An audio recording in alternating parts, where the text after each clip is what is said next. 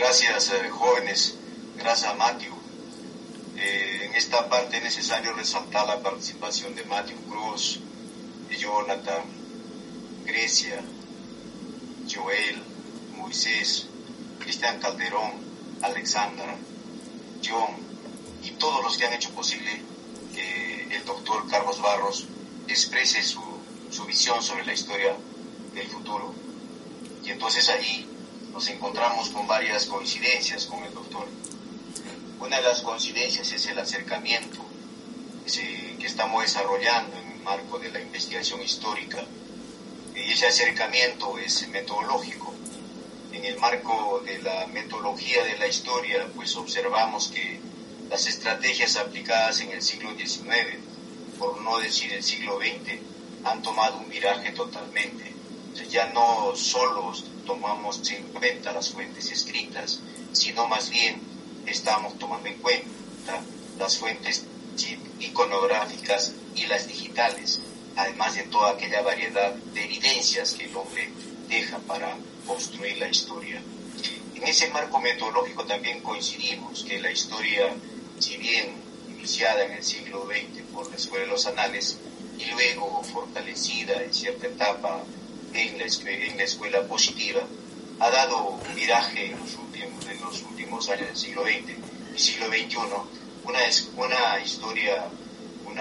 historia que alimenta la historiografía de alguna forma hermenéutica, es decir, hacer lectura de las objetividades, hacer lectura de las representaciones que el hombre ha organizado para comunicarse o para producir o para trabajar académicamente. Entonces hay un sinnúmero de representaciones que nos ayudan a utilizarlas como fuentes para construir de alguna forma la historiografía desde la mirada de la hermenéutica. Por otro lado, con el doctor Carlos Barros coincidimos con el tema de la historiografía globalizada. Hoy, en realidad, esta es una muestra de la ponencia que ha organizado el doctor, una muestra del proceso que tenemos para globalizar la construcción de la historia, para que los jóvenes del mundo podamos articularnos, para que los profesionales de la historia podamos compartir ideas y, es más, producir conjuntamente una serie de materiales historiográficos para el bien de la sociedad, para construir una sociedad con una visión identitaria de consistencia y que ayude a recuperar la ética humana. El modelo aplicado en el mundo de los últimos años, esta ética humana ha tomado un viraje totalmente y que lo ha convertido al hombre prácticamente en una mercancía. Y al convertirlo al hombre y mujeres en una mercancía, como que se pierden los derechos, como que se pierden las visiones de las visiones de organización social y de respeto de los derechos humanos. Por otro lado, tenemos que coincidimos también, pensar históricamente significa contribuir al desarrollo. Y entonces, al contribuir al desarrollo, tenemos acá una mirada que articulamos a todas las ciencias. Trabajar la historia del conocimiento, la historia de las industrias o la historia de tecnologías es una tarea nueva que tenemos que explotarla y organizarla.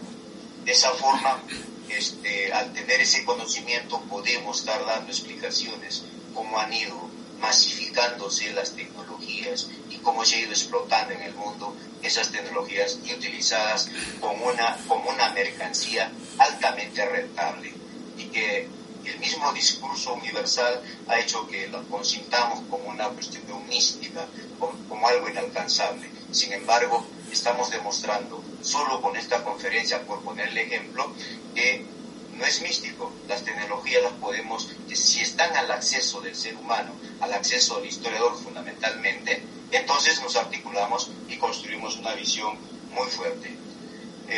Esto también equivale a que estas mismas formas de organización que se han dado en España, en Europa, en América Latina, de igual forma, lo más representativo históricamente es explicar los movimientos juveniles del siglo XXI en el Perú, solo para hablar del siglo XXI. Ese movimiento que le llamamos los puntines, que se produjo a raíz de la publicación de ciertas normas que los sometía y que les cortaba derechos. Pero también hay un movimiento juvenil extremadamente que se le ha denominado la generación del Bicentenario, que ha reclamado, se ha movilizado por defender la democracia. Y hoy los observamos también en esa actividad, ¿no? Entonces, estos elementos nos han dado origen, nos han motivado a identificar un giro historiográfico. En ese giro historiográfico hace que se tome en cuenta en los mismos discursos de la historia del siglo XX y que hoy toman un viraje total en el siglo XXI. Doctor, en razón a todos los chicos que nos han motivado para que usted forme parte de esta dinámica, de esta socialización del conocimiento, así que lo felicitamos nuevamente, una brillante exposición que hace que pensemos diferente y es más, como historiadores, pensemos históricamente, no solo del pasado, sino los procesos de desarrollo que tiene la humanidad desde una mirada histórica muy bien planificada o muy bien organizada. Muchas gracias, doctor, infinitamente agradecido por su gentileza, por su cordialidad al haber aceptado esta nueva propuesta de internacionalizar las escuelas de historia en el contexto de América Latina.